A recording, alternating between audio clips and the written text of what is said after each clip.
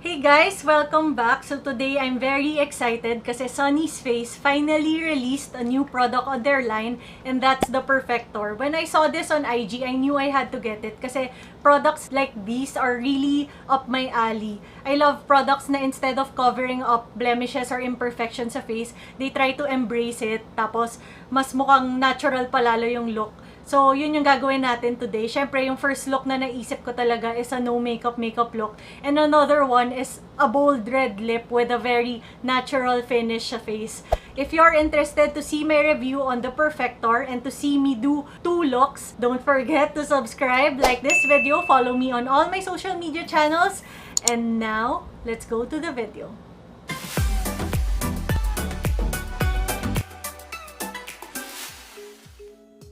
Yan, so kung makikita nyo, we're in a different setting kasi I really wanted to do this review with natural light. Feeling ko kasi na mas makikita natin yung effects niya with natural light versus a studio lights setting. Pero yon, syempre nag-moisturize na ako, ginawa ko na yung skincare routine ko. Now we're gonna go to the blur side and apply it. Yung unang napansin ko, the product is very little lang. I feel like pwede sanang mas maliit na yung component. Kasi product-wise, okay lang naman yung dami niya kasi two-side siya. And products like this, hindi siya mabilis maubos. I have the milk one and tignan nyo, mas maliit siya ng sobra pero I've been using this and hindi pa rin siya nauubos yung trial size. We're gonna apply it dito sa areas na to. And dito sa forehead, dito sa chin. Tignan natin kung mabablur out nga niya yung mga pores.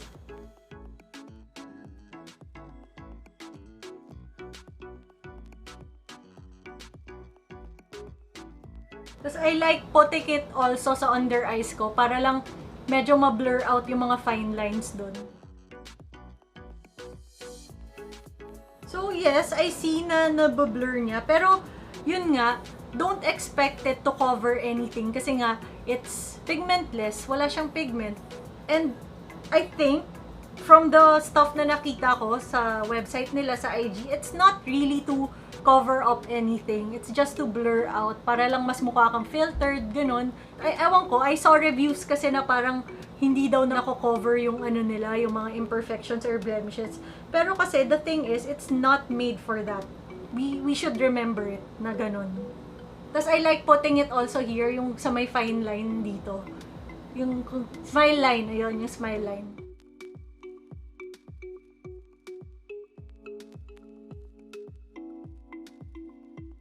Yung feeling niya, it makes it very smooth.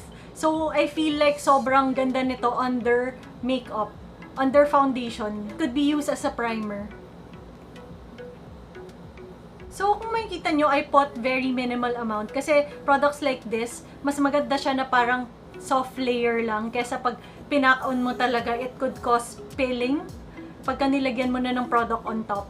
Which is good also. Ibig sabihin, hindi siya mabilis maubos kasi nga medyo ang liit nung ano niya compared dun sa component. But that's fine. So to achieve yung no makeup look, I'm gonna be putting blush and this is the Sunnies Face Airblush in Biscuit. So we're just gonna use our fingers para kuwang-kuha natin yung minimalist, di ba? Na effect. It's layering on very well.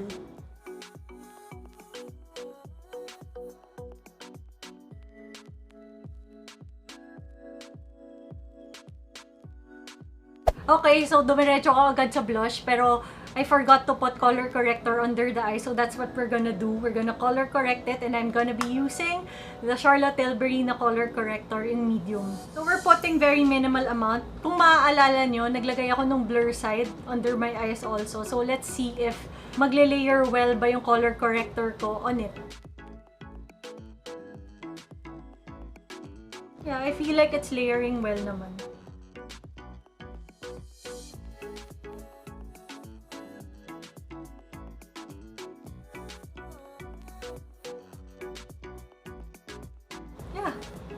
Yan, it layered well. Okay naman.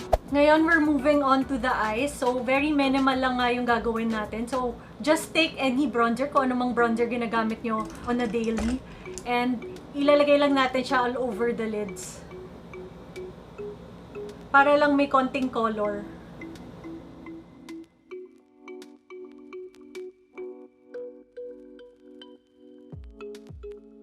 Tapos, taking a darker color, gusto ko lang din medyo i-lift yung mata ko.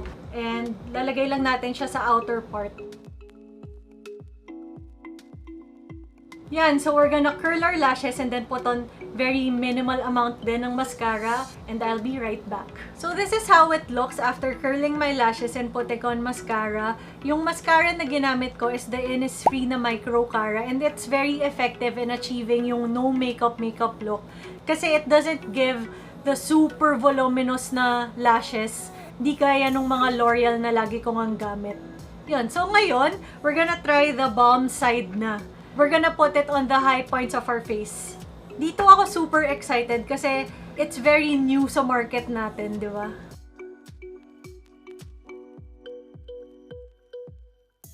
So yun, yung feel niya, very balm-like nga. As in, kung ano yung name niya, ganun. And ayan o, super natural ng glow, ang ganda. It's very close to a lip balm, pero hindi siya kasing lambot ng lip balm. So, hindi nga siya mabilis mauubos. The only thing with this one, I don't think it would work over foundation kasi malamang imumove niya yun. So, this is really for the bare look na gusto natin i-achieve if that's what you want to achieve. And for today, yun yung gusto natin i-achieve, di ba?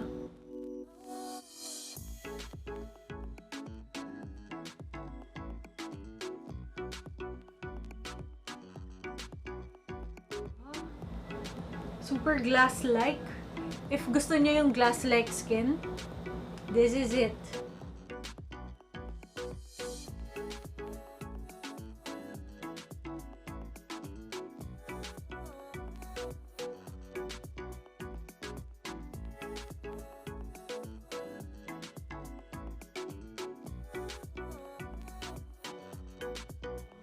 Ang ganda! Tapos makikita nyo yung product, halos hindi siya nabawasan. Which is good kasi nga very little lang yung product na nandito. There, so to finish off yung no makeup look natin, maglalagay lang tayo ng konting lipstick and I'm using the Nudist shade from Sunnies face din.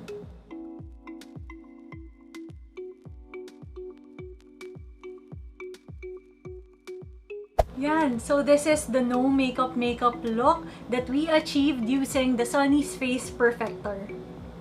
See that glow? Diba parang sobrang healthy lang ng itsura ng skin natin. Sobrang, I can't stop looking. Ganda. Now, let's change our lip color. Gawin natin siyang red and let's see kung ano yung effect niya. There, so this is how it looks with a bold red lip. So, sobrang gusto ko yung itsura niya kasi it's something more out there, more fierce. Pero yung skin natin, we kept it very simple, very glowy, and I like it. So kayo, which one do you like more? Yung mas no makeup look or this one na medyo may konting bang, ganon? Let me know in the comments down below. Now, let's go to my first impressions on the Perfector. This one, it's a very unique product kasi its goal is, for me, it's not really to cover any blemishes or to have the perfect skin. Siguro medyo misleading kasi yung Perfector na name. Pero kasi what it does is it improves your skin. Yun yung goal niya. It blurs out your imperfections. Hindi niya ine-erase. Bina-blur lang niya. So, nandyan pa rin yun. Tapos, the balm side naman, it does give the luminous glow na gusto natin. It's very different from a normal highlighter kasi this one, as the name suggests, it's a balm. When it comes to the balm, yung nakakatakot lang, especially for oilier people, is baka maging overly greasy yung itsura sa inyo. So, the trick here, I think, is really to apply it very strategically. Very strategic yung pag-apply. So, if you want this one to shine, you apply it there. Dito lang, dyan lang. Don't overdo it. Yun lang yung magiging risky when using this product. As I've said kanina, I think lang na parang they could have gone with a smaller component. Kasi, tignan nyo, ganyan lang kakonti yung product niya. So, I think half of this component, kasya na siya eh, diba? Ewan ko. Kasi, for me, the product naman in it is enough. Kasi hindi to mabilis maubos, believe me. Pero, yun, it's just like me wanting a smaller product o smaller component para lang mas mabilis siya ilagay sa bag, ganun. For me, I'm a dry skin person. Super gusto ko siya kasi it helps me achieve yung glass skin talaga na very natural look. If you want the natural look, ito talaga, go for this. Pero for oilier people, try it muna. And maybe you can find which works for you. So I think I would be using this a lot, especially sa mga pictures kasi sobrang ganda niya sa picture, sobrang natural. Ayan o, yun lang. Ewan ko, medyo all over the place ata yung mga sinabi ko. Pero yun yung feeling ko sa kanya eh.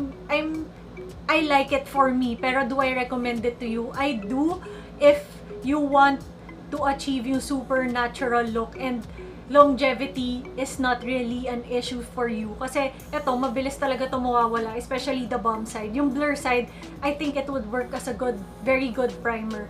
Yun nga lang, yeah, it would work as a...